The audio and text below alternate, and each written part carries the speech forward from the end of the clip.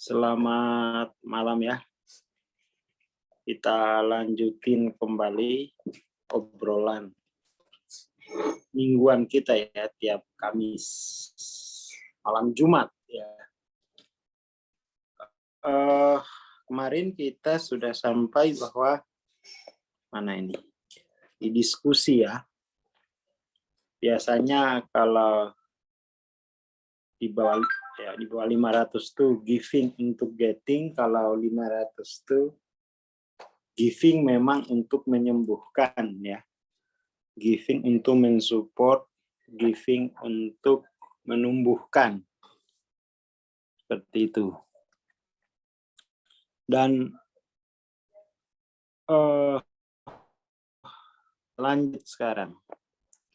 Medan energi cinta itu sendiri sudah mana nih ya?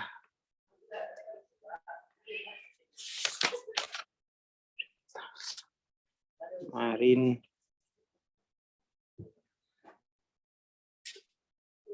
di medan energi cinta itu sudah kualitasnya itu sudah memuaskan gitu ya.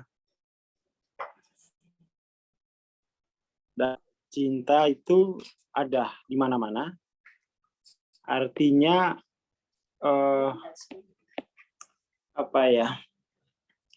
Jadi karena cinta ini kan sifatnya subjektif. Dan sesuatu yang subjektif itu tidak pada hal-hal ya. Jadi cinta ini masuk kategori pengetahuan subjektif. Kadang-kadang itu orang menolak melihat cinta itu curiga karena itu pengetahuan subjektif, lalu dikiranya itu kita akan cenderung egois. Jadi pengetahuan subjektif ini harus dibedakan dengan pemahaman subjektif, ya kan? Jadi pengetahuan subjektif itu bukan pemahaman subjektif. Ini mesti dibedain. Kalau ini masih 400-an. Nah, pengetahuan subjektif itu 500-an. Pengetahuan subjektif itu pengetahuan pada yang tahu. Saya tahu kalau saya tahu. Ya kan? Dia tahu bahwa yang mengetahui itu saya. Nah, pengetahuan subjektif itu pengetahuan pada subjeknya itu sendiri gitu. Jadi pengetahuan pada subjek yang tahu. Beda dengan pemahaman subjektif gitu ya. Jadi pada akhirnya kalau kita tahu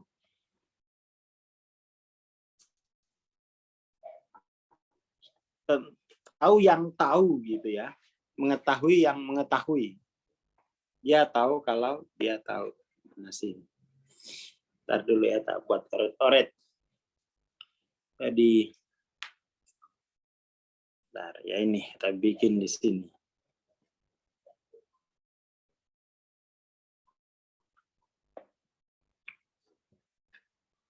Bentar. Jadi pengetahuan subjektif itu pengetahuan subjektif.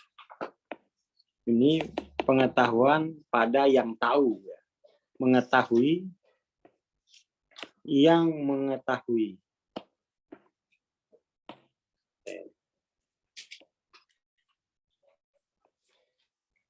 Makanya kemudian tuh cinta itu soal mengetahui yang mengetahui gitu ya. Mengetahui yang mengetahui. Dia adalah cara bereksistensi ya. Bukan soal emosional yang sentimental, itu bukan. Jadi dia bisa membedakan antara pengalaman, medan pengalaman dan yang mengetahui medan pengalaman tadi. Di pengetahuan yang 500 itu pengetahuan yang sangat-sangat beyond pemahaman gitu ya. Jadi yang mengetahui itu tidak butuh pemahaman gitu. Tidak perlu ada proses mental. Ya kan? Yang tahu bahwa aku aswar, ya saya tahu itu kalau aswar itu. Ya, seperti itu gitu.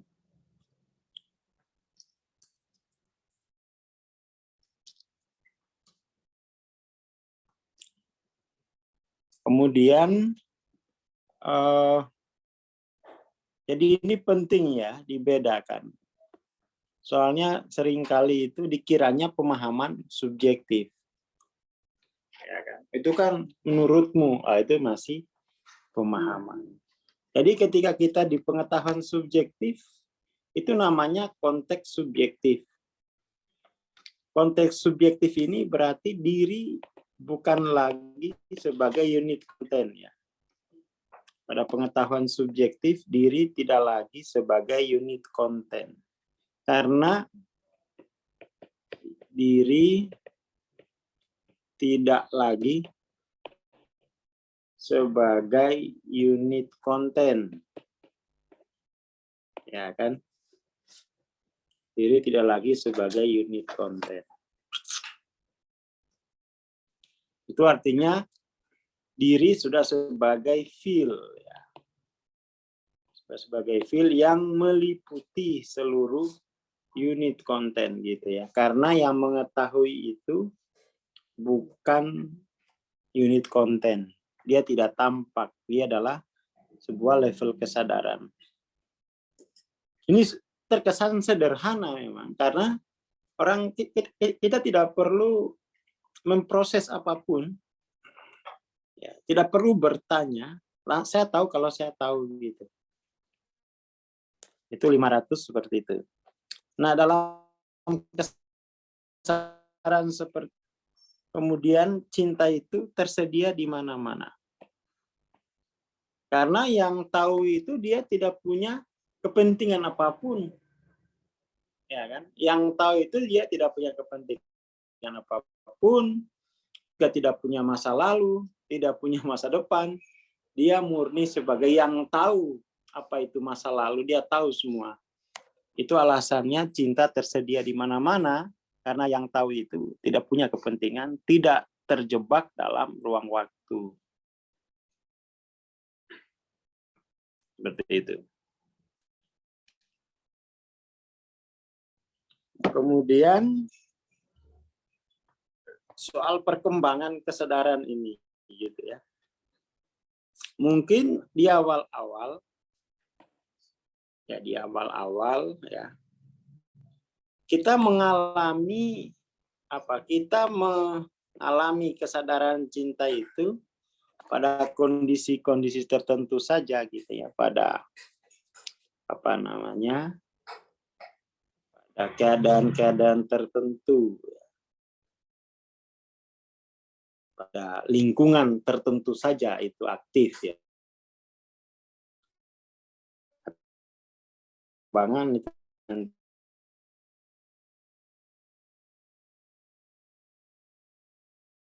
kalau di awal ya kita masih menggunakan pemahaman subjektif dalam melihat kehidupan gitu ya. Pada beberapa aspek kehidupan kita masih menggunakan pemahaman subjektif, pada aspek tertentu kita baru menggunakan pengetahuan subjektif itu. Nanti lama-lama itu semua terekspresi di mana-mana gitu ya.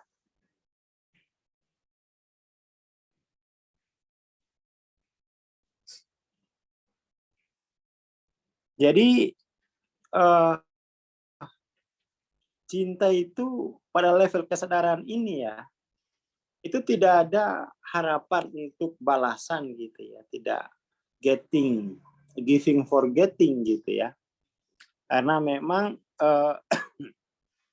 seperti yang tadi bahwa diri itu yang meliputi seluruh konten ya.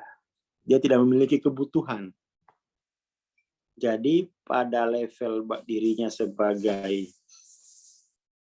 feel, jiwa itu tidak punya kebutuhan dalam pengertian itu, dia tidak punya kebutuhan, tidak punya kepentingan dalam ruang waktu.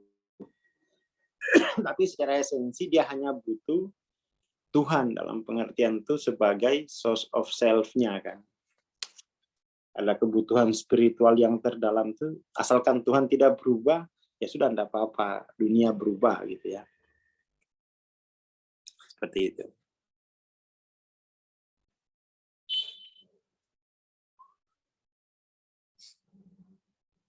Jadi kemampuan untuk bertahan atau untuk progresif di level ini ya, itu dalam pengalaman transendensi itu di apa ya, jadi untuk memperagakan level ini dalam semua aspek kehidupan itu, situ orang mesti melakukan penyembuhan, ya.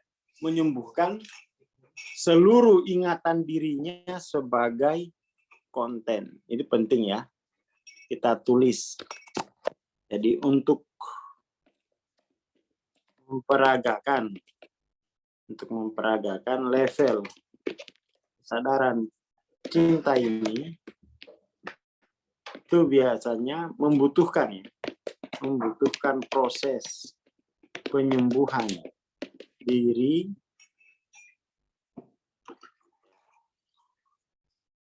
proses penyembuhan ingatan ya, ingatan diri sebagai unit konten.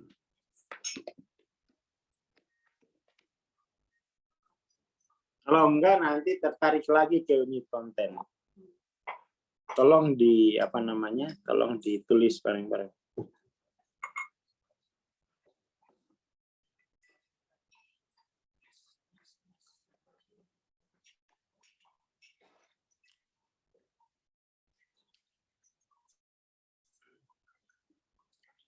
Sama satu lagi ya, ini pengalaman pribadi.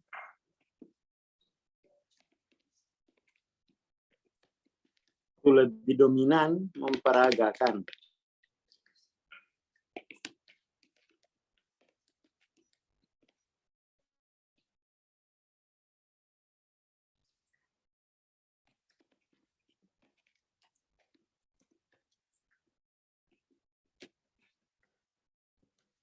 pendekatan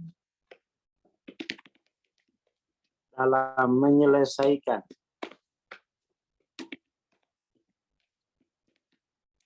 kehidupan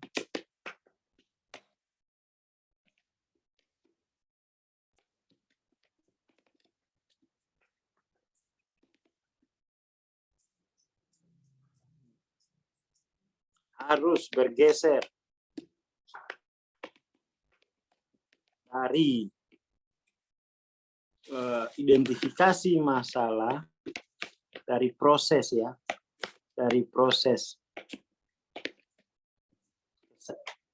identifikasi masalah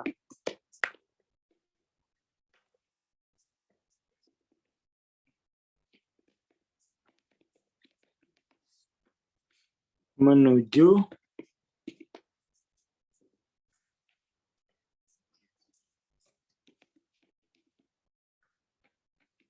identifikasi diri.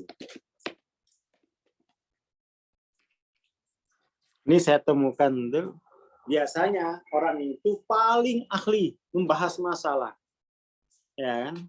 Karena memang dilatih untuk identifikasi masalah, tapi tidak punya kemampuan sama sekali untuk mengidentifikasi dirinya. Jadi berpikir identifikasi masalah itu berpikir keluar.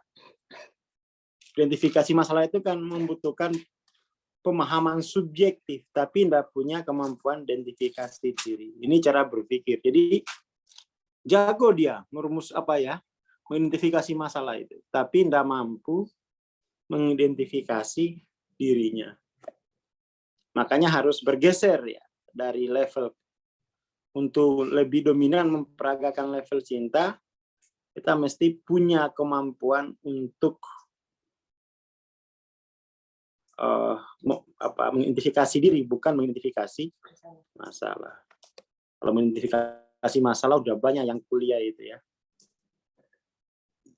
Tapi kalau yang mampu mengidentifikasi diri itu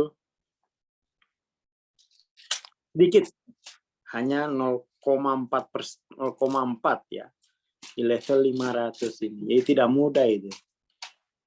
Apalagi hanya sekedar bukan mengidentifikasi masalah, mau lepas dari masalah, itu dimensi 3 banget itu. Kalau identifikasi masalah ini kan cara berpikir dimensi 4. Mau lari dari masalah, nggak mau ada masalah, itu dimensi 3 banget. Jadi mau menolak masalah, ya, ini ciri dimensi 3. Menolak masalah. Jadi levelnya itu, dimensi 3 itu menolak masalah. Lalu kemudian dimensi keempat itu, masalah itu diidentifikasi. Ini relasi apa dengan apa sih? Identifikasi masalah. Nah, kemampuan yang paling tinggi itu identifikasi diri. Kenapa? Masalah itu yang organisir itu diri sebenarnya. Jadi diri sendirilah yang mengorganisir apa yang kita sebut sebagai masalah, gitu ya.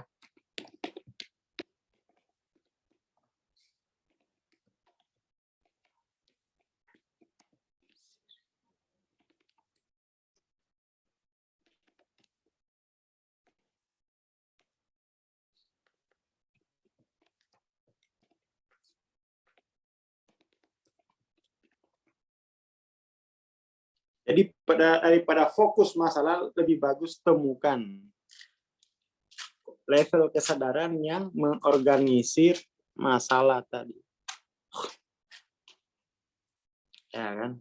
Daripada yaitu dimensi kelima seperti itu ya.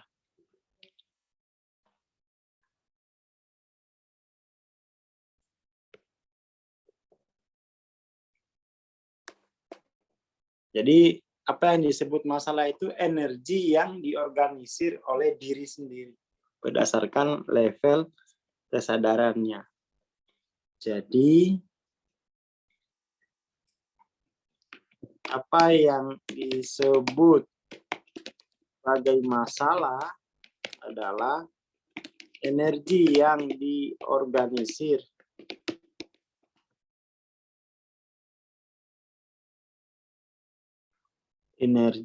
diorganisir oleh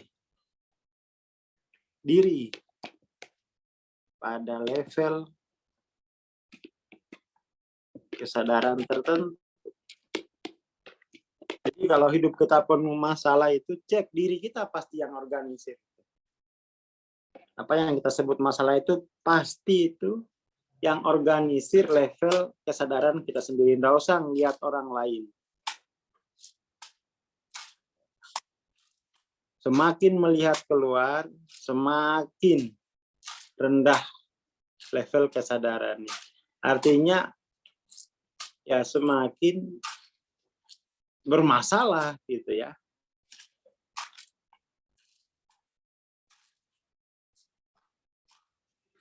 Seperti itu.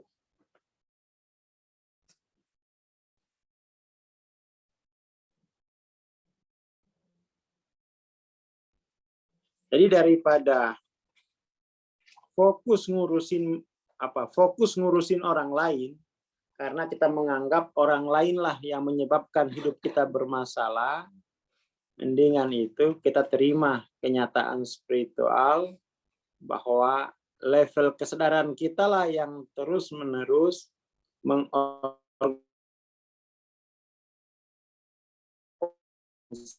jadi sebagai masalah. Itu penting tuh, tapi itu berat. Lebih bagus maki-maki orang gitu ya. Lebih baik, lebih enteng tuh kita marahin orang, kamu ya. Itu seperti orang nabrak tembok yang salah temboknya. kan? Berat itu, berat. Level kesadaran 3-4 itu masih melihat di luar sebagai sumber masalahnya gitu ya. Bukan dirinya itu suci banget. Ya kan? Dirinya itu suci gitu. Padahal dirinya yang menjadi sumber masalah. Itu pandangan dari dimensi kelima. Tapi itu sulit diterima. Jangankan mau diperagakan, diterima sebagai asas aja omong kosong ini. Asas apaan? Asas yang kurang ajar ini. Ya. Nyata-nyatanya aku yang dipermainkan kok. Malah aku kok disuruh periksa diri. Ini asas kurang ajar ini ya kan. Ya begitu suara batin orang dimensi ketiga dan dimensi keempat gitu ya. Seperti itu. Ya biarin aja gitu. Saya kalau ketemu orang yang banyak gitu ya sudah, kamu jalani hidup, kamu nikmati, itu kan konteks subjektifmu ya. Saya paling nggak mau ikut-ikut gitu ya. Sudah, walaupun saudara itu sudah itu konteks subjektif, nggak usah dibagikan ke orang gitu. Nggak usah dituduhkan ke orang, tanggung jawab dengan konteks subjektif seperti itu. Jadi di bawah level kesadaran apa ya? Pada level kesadaran bawah, apa yang disebut cinta itu teridentifikasi sebagai posesif, passion. Apa sih passion itu ya? Ini penting. Apa passion? Passion itu apa ya? Passion itu kan dari bahasa Yunani, artinya pasio. Pasio itu pasio itu penderitaan. Penderitaan. Artinya passion itu apa?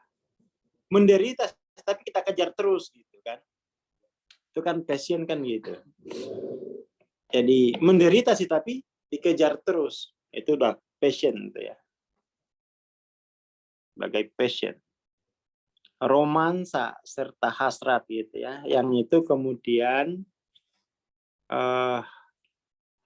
diproyeksikan kepada orang atau objek untuk memberi mereka keistimewaan dan keglamoran yang cenderung memudar setelah objek, hadiah, atau hubungan didapatkan.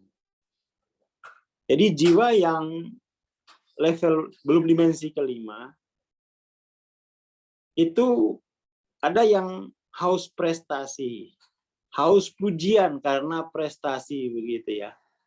Tapi kemudian perasaan dipuji karena prestasi, perasaan puas karena sebuah posisi itu hilang lagi ketika nggak ada yang muji gitu. Akhirnya itu nuntut pujian dari lingkungan sekitarnya. Ketik C spasi D, capek deh gitu ya. Biasanya pintar itu, apa di dimensi 3-4 tuh pintar cari gara-gara biar dipuji lagi. Itu ketik C spasi D, capek deh. Gitu ya. Capek. Itu cinta. Jadi di level-level bawah, cinta itu berarti pujian karena kita melakukan sesuatu. Cinta itu berarti pujian karena kita memiliki sesuatu. Itu bukan cinta, itu racun cinta itu ya. Racun. Itu racun. Cinta itu apa ya?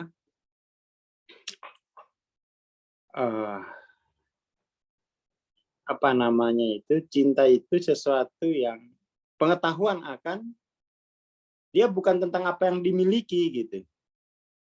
Dia bukan tentang apa yang dilakukan cinta itu. Cinta itu tentang mengetahui level kesadaran di mana dia mengetahui yang mengetahui gitu ya. Makanya disebut sebagai cara bereksistensi. Bukan tentang perolehan, bukan tentang yang dimiliki, bukan tentang yang dilakukan gitu ya.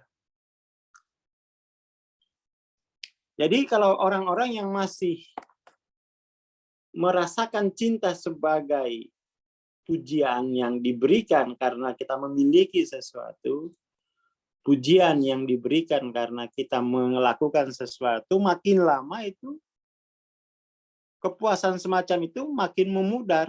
Lalu cari lagi gara-gara gitu ya, biar mendapat pujian lagi. Itu ketik ces pasideh ya. Tapi memang ya mau diapain di level itu, ya selamat menikmati tarikan jiwa pada level itu. Ya kan? Dan bagi orang-orang yang berada di lingkungan orang semacam itu merepotkan itu. Ya kan? Merepotkan. Karena dia butuh perhatian yang berlebih gitu untuk dia. Ya kan?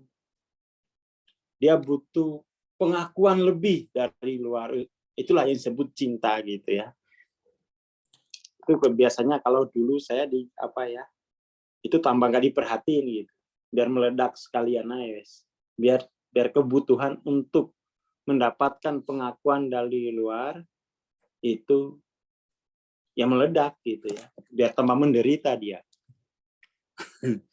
Itu cara guru saya mendidik itu gitu, tinggal aja guys, tinggal biar tuntas nerakanya gitu ya, biar tuntas. Soalnya kalau dikasih makan terus itu lama itu. Lama. Kalau dikasih makan terus lama, mendingan dibikin mati lapar. Mati kelaparan gitu ya. Itu cara melampauinya. Tapi itu sakitnya. Ya iya, mau naik level kesadaran. Ya kan? Kadang-kadang itu ya saking haus akan perhatian itu, mencari perhatiannya dengan membarcode tangannya gitu ya. Dengan marah-marah, biar itu menarik perhatian. Wah, kalau guru saya lihat begitu, tinggal lah, kamu teriak di hutan kono ya, biar diperhatikan oleh bintang-bintang. Syukur-syukur datangi genderuwo. Ya itu sakit memang, tapi itu harus dilampaui gitu ya. Harus dilampaui gitu. Nggak bisa dikasih makan terus gitu ya. Itu bisa 50 tahun sendiri itu. Itu lama-lama nanti apa ya, kecanduan perhatian dari luar. Tapi itu baginya diperhatikan itu berarti dicintai gitu. Padahal yang memperhatikan itu udah pegel gitu ya. Kapan sih orang ini ya 7 harinya gitu. Ya kapan sih ini ada undangan yasinan gitu ya. Pegel soalnya itu dengan jiwa di level ini. Ya tapi gimana gitu ya. Jadi ada teman saya, kapan sih ini katanya 7 harinya orang ini gitu ya. Kalau kurang perhatian ngamuk gitu ya. Ya. Kalau kurang perhatian tuh cari gara-gara gitu. Dan dia tahu apa yang paling penting untuk diangkat isu itu gitu. Biasanya itu ya ngorek-ngorek kehormatan diri, ya kan, apa yang dianggap tabu diungkit gitu ya. Teman saya, kapan sih 7 harinya orang itu ya. Jiwanya kok makan biaya banyak gitu ya. Apalagi kalau udah besar, aduh capek. Nah itu yang masih di level itu apa ya, itu harus sadari itu adalah level yang harus dilampaui, bukan terus-menerus dipertahankan ya. Kasihan orang-orang di sekitarnya, pegel gitu ya, pegel. Jadi penderitaan itu namanya penderitaan. Penderitaan itu kita butuh sesuatu di luar diri kita gitu ya. Kita butuh perhatian orang. Itu derita yang paling, itu kalau derita itu belum sembuh, nggak bakal bahagia. Berkeluarga juga nggak bahagia, ngerepotin. Bisnis juga nggak bakal sesuai, dia hanya mencari perhatian gitu ya. Itu segera dituntaskan ya. Kalau melihat diri kayaknya aku kok cocok ya dengan level, cepat tuntaskan. Bikin meledak, tapi jangan nyerang orang, ledakin sendiri gitu ya. Puasa menuntut itu untuk puasa mencari perhatian keluar.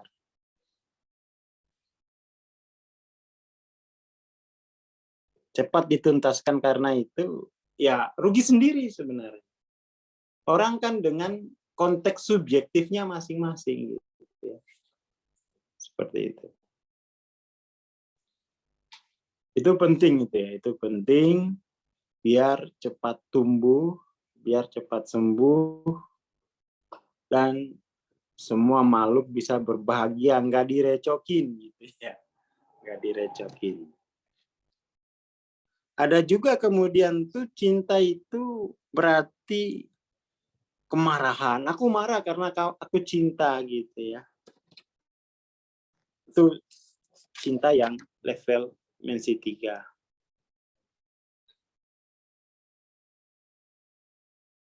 Seperti itu. Jadi masih bercampur dengan rasa kepemilikan. Masih bercampur dengan rasa doing ya. Rasa untuk melakukan itu. Jadi perasaan puasnya itu dikaitkan dengan kepemilikan gitu ya. Perasaan puasnya itu dikaitkan dengan apa yang dikerjakan gitu ya.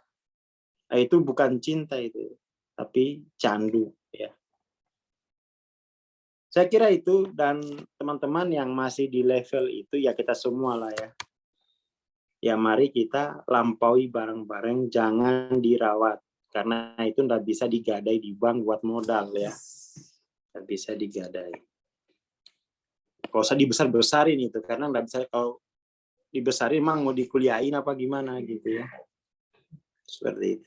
Ini nanti besok kita bahas soal diagnosis diferensial antara infatuation dengan cinta. Jadi ini perlu dikenali. Ini shadow-nya cinta gitu ya. Shadow, bayangannya dikira cinta. Ternyata bayangannya. Besok kita akan bahas ini. Oke ya, terima kasih. Assalamualaikum warahmatullahi wabarakatuh. Selamat malam. Selamat malam. Terima kasih Bang untuk sharing malam ini. Ya, sahabat kelas, kita akhiri kelas malam ini sampai di sini. Kita jumpa kembali minggu depan di waktu yang sama. Selamat malam semuanya.